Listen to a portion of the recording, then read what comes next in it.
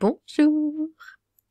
Alors, quand on parle des trans, on parle beaucoup de ceux qui veulent, bien sûr, changer de texte, les hommes qui veulent devenir des femmes, parce que c'est le plus courant. Évidemment, il y a des femmes qui veulent qui se sentent hommes, mais il y a beaucoup plus d'hommes qui se sentent femmes. Donc, on parle beaucoup de ce combat, entre guillemets, de l'acceptation, tout ça, de leur façon de vivre, etc. Comment il faut absolument les accepter. Évidemment, il n'y a pas de souci.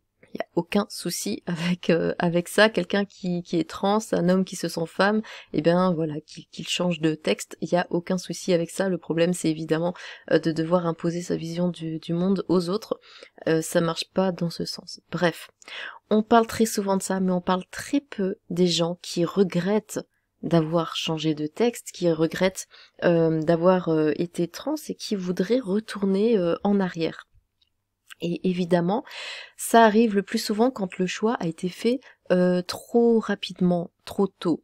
Et bon, en ce moment, être trans, c'est la mode, voilà. À un moment, c'était la mode d'être bi, ça a été la mode d'être gay.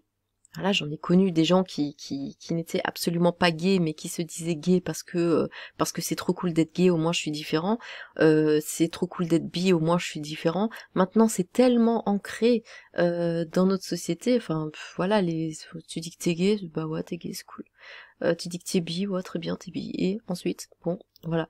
Donc ça n'a plus comment dire, on ressent plus cette différence d'être quelqu'un vraiment qui ne rentre pas dans le moule ou ce genre de choses. Du coup, ça n'intéresse plus trop les gens, c'est plus très attirant. Donc maintenant, la nouvelle mode, c'est être trans, et même ça, ça commence à être un petit peu trop basique, d'où les petits à côté, les je suis un loup, je suis un robinet, enfin bon. Donc voilà, cette vidéo là traitera sur les gens qui regrettent, parce que comme je l'ai dit, on n'en parle vraiment pas assez, voire pas du tout. Et dans la communauté trans, on va dire que les gens qui font marche arrière sont même rejetés, sont même insultés. Voilà.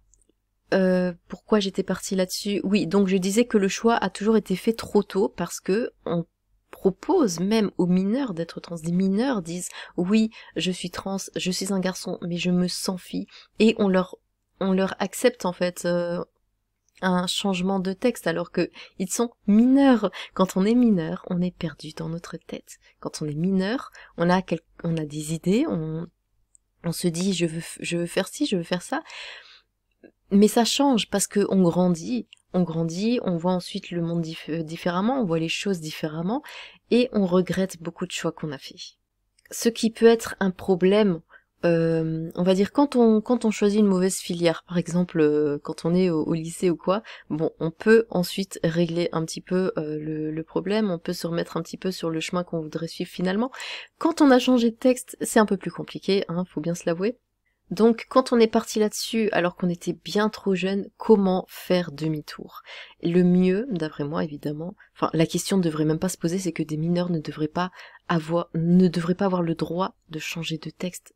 Ça devrait être évident, en fait, ça devrait être complètement évident que des mineurs n'ont pas le droit de changer de texte. Comme des mineurs, normalement, ne devraient pas avoir le droit de faire de chirurgie esthétique ou ce genre de choses. Pour moi, c'est une évidence, mais ça ne l'est pas pour tout le monde, parce qu'évidemment, penser comme ça, c'est transphobe, voilà. Donc, la Suède, finalement, met le frein sur les traitements de changement de texte pour les mineurs. Les témoignages de personnes regrettant leur changement de texte effectué à un âge précoce se multiplient dans les pays où ces procédures sont autorisées. La Suède, premier pays à introduire le changement légal de texte, a commencé à restreindre les traitements hormonaux de changement de texte pour les mineurs. Avec la montée en flèche du nombre de diagnostics, la communauté médicale est confrontée au dilemme de peser la précaution par rapport aux risques associés au fait de ne pas offrir de traitement aux personnes souffrant de dysphorie de genre. La Suède a décidé en février 2022 d'arrêter l'hormonothérapie pour les mineurs, sauf dans de très rares cas, et en décembre, le Conseil national de la santé et de la protection sociale a déclaré que les mastectomies pour les adolescentes souhaitant faire la transition devraient être limitées à un cadre de recherche. Jusqu'ici, les traitements bloqueurs de la puberté étaient été utilisé chez les jeunes adolescents envisageant une transition du genre pour retarder l'apparition de changements physiques indésirables. L'état incertain des connaissances appelle à la prudence, a déclaré le chef du département du Conseil, Thomas Linden, dans un communiqué en décembre.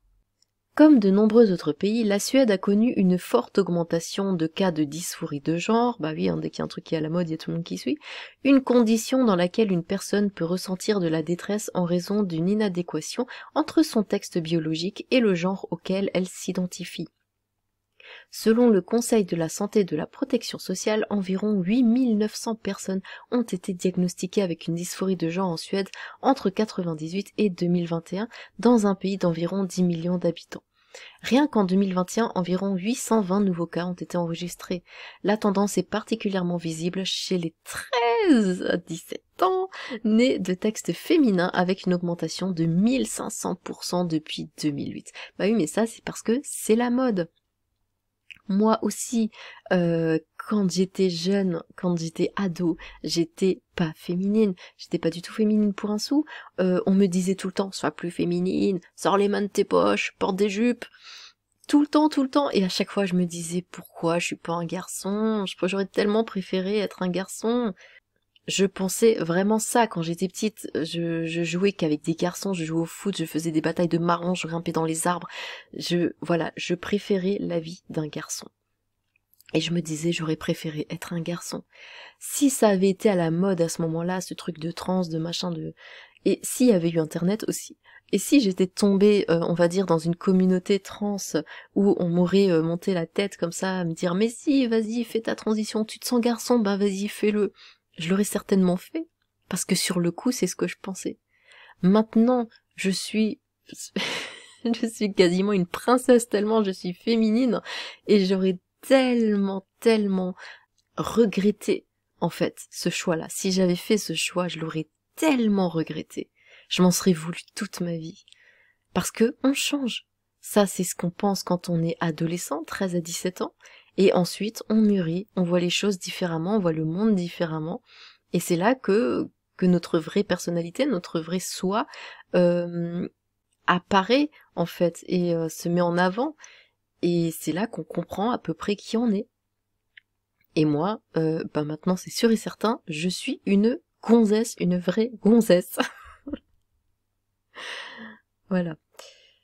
Avant, c'était un phénomène masculin, et maintenant il y a une forte surreprésentation féminine, a déclaré le psychiatre Mikael Landen, médecin-chef de l'hôpital universitaire Sahlgrenska de Göteborg, qui a contribué à l'étude scientifique sur laquelle le Conseil de la santé a fondé sa décision. Il affirme que les raisons de cette augmentation restent en grande partie un mystère. La tolérance est élevée en Suède depuis au moins 25 ans. Vous ne pouvez donc pas dire qu'elle a changé, a-t-il déclaré lorsqu'on lui a demandé si c'était simplement le résultat d'une société plus tolérante. Le profil des personnes diagnostiquées est souvent complexe, selon Mikael Linden, car la dysphorie de genre survient souvent chez ceux qui souffrent également d'autres diagnostics, tels que le déficit de l'attention et les troubles de l'alimentation ou l'autisme. Le récent retour en arrière de la Suède est d'autant plus notable qu'elle a été la première au monde à autoriser la transition légale entre les textes en 1972, ouvrant la voie à la prise en charge de la chirurgie de changement de texte par son système de santé universel.